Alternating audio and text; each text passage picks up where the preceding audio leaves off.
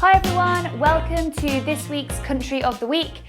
This week we're going to another massive country. We are going to the country of India. Okay, fast fact number 1. India is in southern Asia. Fact number 2. India has the second largest population in the world, and it is also the 7th largest country by area. Fact number 3. There is no national language in India.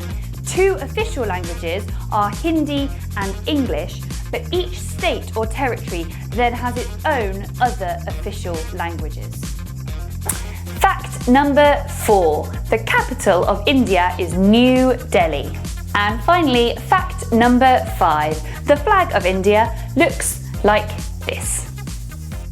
Okay, we've chosen another huge country this week, so there are loads of places we could visit on our tour. We can't go everywhere. Here are just a few of the places we could visit in India. Okay, our first stop on our tour is the city of Amritsar in the Punjab region of northern India. This city is an important centre for culture, business and transport. It is also the centre of the Sikh religion in India and is home to the holiest Gurdwara in the whole of the country.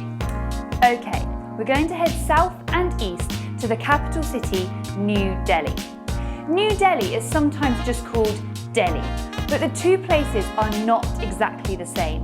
New Delhi is just a small part of the wider city of Delhi. It's famous for its greenery, its tree-lined roads, its parks and its forests. And as the capital, it's also the centre for government in India. It's a huge city with a lot going on. South and east further, in the city of Agra, is perhaps the most famous building in the whole of India, the Taj Mahal. The Taj Mahal was built in 1632 by the then Mughal Emperor Shah Jahan. It was built to house the tomb of his favourite wife, and when Shah Jahan died himself, he was also buried in this tomb.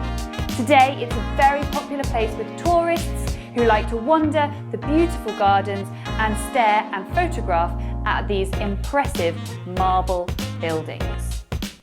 Further south and east still, in the region of Uttar Pradesh, is our next stop, Varanasi.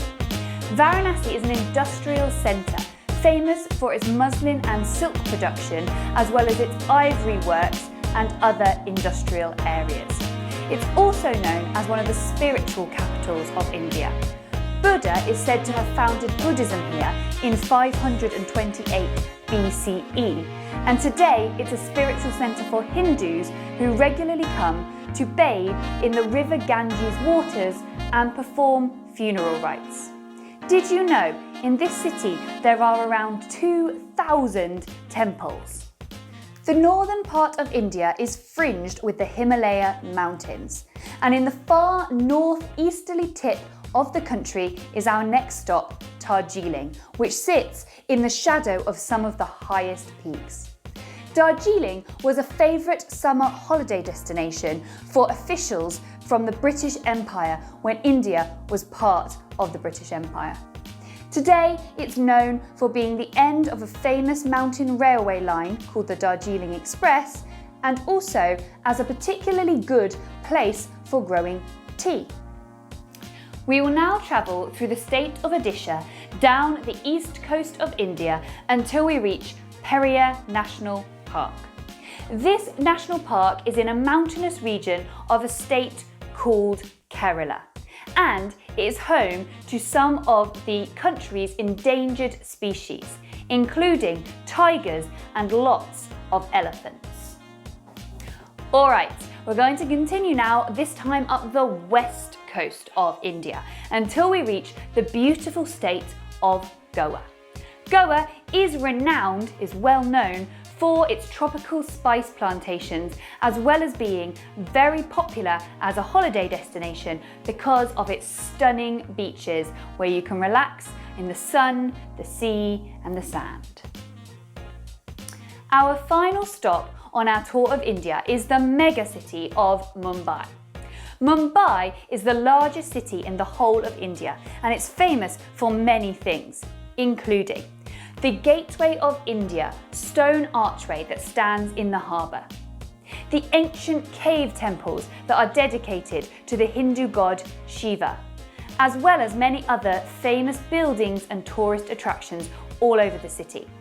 As a huge city, it is a centre for business and finance, and it is also the centre of the Bollywood film industry.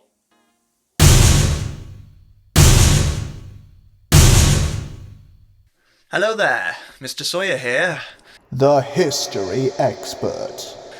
And I'm here to tell you the history of India in 60 seconds, or less, if I prefer. India is named after the Indus River, where its first civilization sprung up around 5,000 years ago.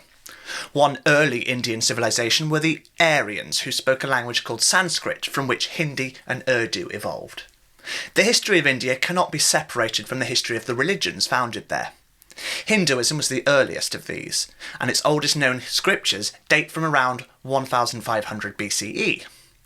Siddhartha Gautama founded Buddhism around 1,000 years later, and the first Sikh guru, Guru Nanak, was born in 1469. Islam also arrived in northern India in 712 AD. The Mongols invaded a few times, which was lots of fun for them, I'm sure, but India was never quite unified during this time, apart from the Mughal Empire, which reigned over most of India, but not all of it. However, the British East India Company gained more and more power and was eventually taken over completely by the British Empire. And we need to skip forward about 100 years here, missing out loads of vital history, but eventually Mahatma Gandhi inspired India to gain its independence from the reign of the British Empire. Right, gonna go and have a big water fight now, cool down a bit. It's a bit of a scorcher today, hope you're enjoying it, but put sun cream on. What fabulous facts we have learned so far in this week's Country of the Week. Now let's have some interesting and different facts about India. It's time for 5 fun facts. India is the second largest English-speaking country in the world, and it's second place after the USA, with a staggering 125 million people speaking English in India. But that only makes it 10% of India's population. This makes it even more popular for people going to India on holiday, as they don't really have to learn much of the language. The amount of people who speak English in India is also expected to rise even more, as children are starting to get taught English in school. Do you like your hair being clean? Do you want to have the best hair in town? Or maybe you just love the fresh scent of shampoo. Oh.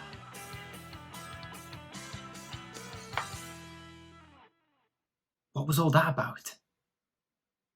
Anyway, shampoo was invented in India, but not like the shampoos we have today. It was originally a blend of herbs mixed together which you'd put in your hair.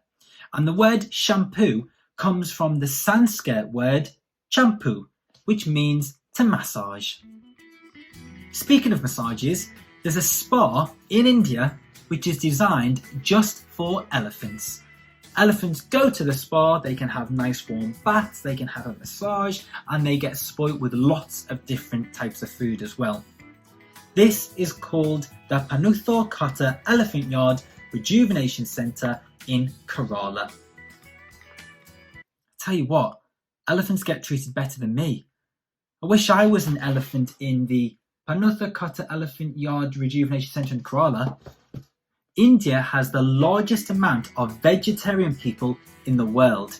It could be for religious reasons or your own personal choice, but up to 40% of Indian people are vegetarian. And that makes it the world's most vegetarian-friendly country in the world.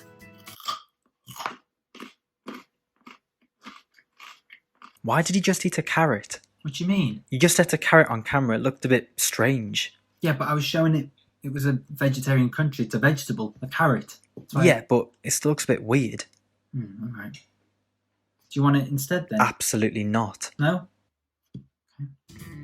An Indian lady called Shankuntala Devi is classed as a human calculator because she can answer very quick mathematical problems in her head. She became a Guinness World Record holder for answering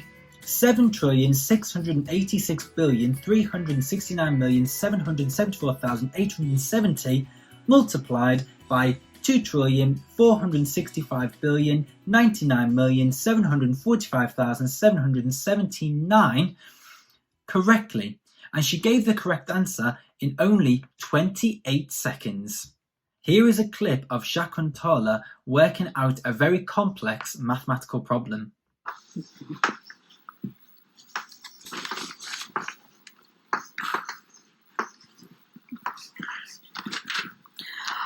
Okay, now the question is 2459372 multiplied by 38722136. Okay, I got the answer already.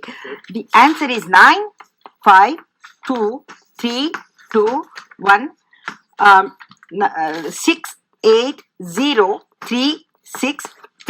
952321680363008. I wouldn't believe if that was Is it right. correct? It's exactly correct. Very impressive. So there are your 5 fun facts all about India for this week's Country of the Week.